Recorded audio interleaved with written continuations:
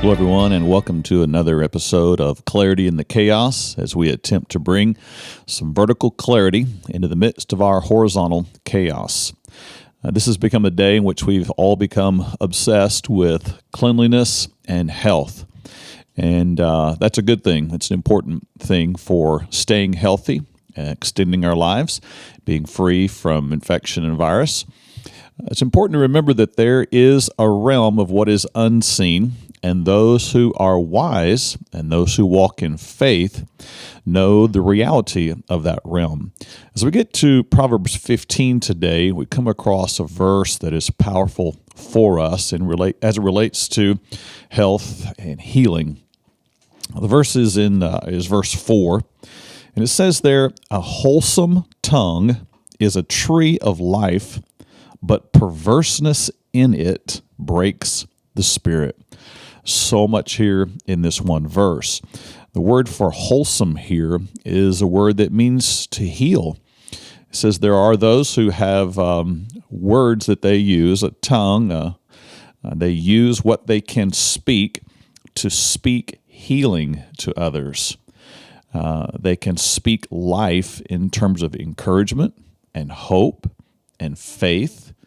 They can speak words of correction in order to bring about health and healing. And he says those who do this, those who choose to use their words in a way to help others who are hurting, in a way to heal those who are wounded, in a way to cause life to increase and not decrease, he says this person is a tree of life. A fascinating word picture here. A reference to something that we find in the opening pages of Scripture and the closing pages of Scripture, the tree of life. The tree of life is described as one of the central trees in the Garden of Eden. There were two trees that were central to that garden. It was the tree of the knowledge of good and evil that Adam and Eve were instructed to not eat from. But we know the story. They did, and as a result, sin nature became their nature. They sinned, and they were then transformed into mere flesh.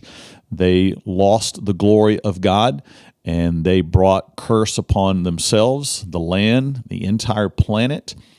And as you read that story, you find that part of what happened to them as a result of their sin, God clothed them first and covered their sin, but then part of the consequences were that they would be removed from the garden, and God says clearly, so that they would not eat from the tree of life and live forever. This physical tree had the power to sustain life forever. And so God, in His wisdom and in part of His plan, removed from them the possibility of living forever, at least here on the planet. And He set in motion a series of events in which man would then live in cycles of life and death, and the next generation in life and death. And that plays out through the pages of Scripture, one generation to the next, all the way forward until now, and all the way forward until a time that the book of Revelation describes as a day when all things will be made new, when there's a new heaven and new earth, and there, returning in that place, is the tree of life. And in fact, it's there in large form. It is there, and it's described as having its leaves as for the healing of the nations, for all those who have walked in pain, all those who have walked in persecution, all those who have suffered. This tree of life is there to bring healing to them, to heal the wounds of their heart and their life, to give them hope and healing and greater life in this new world.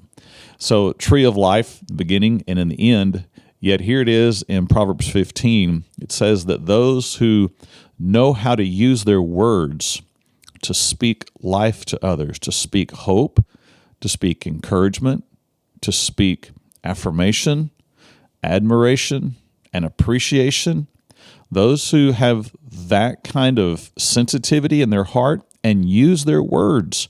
They intentionally speak it to other people. It says they are like a tree of life. They cause healing. For someone else who's walked in hurts, disappointment, frustration, fear, depression, anxiety, the wise know how to use their words to give them hope and help and to heal them. Now, he contrasts that with what he says is perverseness. But perverseness in the tongue, in the words that we speak, breaks the spirit. The word perverseness here is a word that means twisted or distorted. This is someone who uses their words to actually inflict pain, who use their words to demean someone, to insult someone, to put down, to cause hurt for revenge purposes. You hurt me, so I'll hurt you.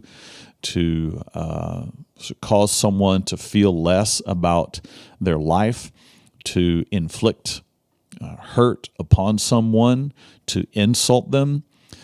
This is what it means by perverseness here. They twist. They use their words even for the sake of trying to get glory for themselves. They fish for compliments. They fish to lift themselves up. They make themselves look better in front of other people.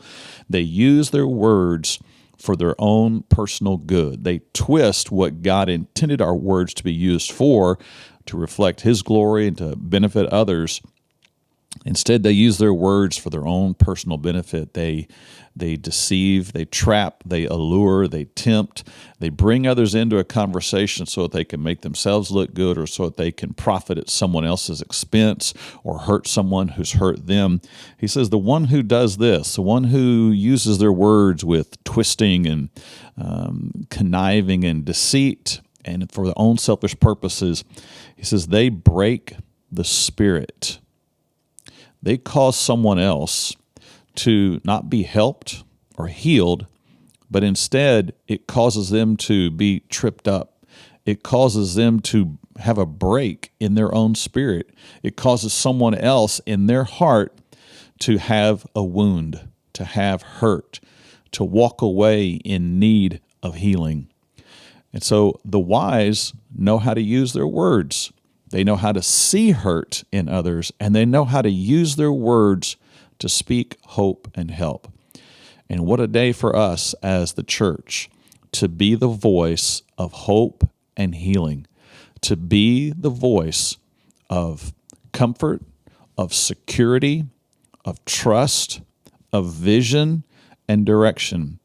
This is our day to be that voice. This is our day to speak life, to speak hope, and to speak healing. Let us not be like those who twist, deceive, and look for evil, and look to distort, and look to insult, who look to trip up. Let us be those who speak life and hope. As you do, you will find greater direction, greater meaning in your day, greater peace with God, and greater clarity in the midst of the chaos.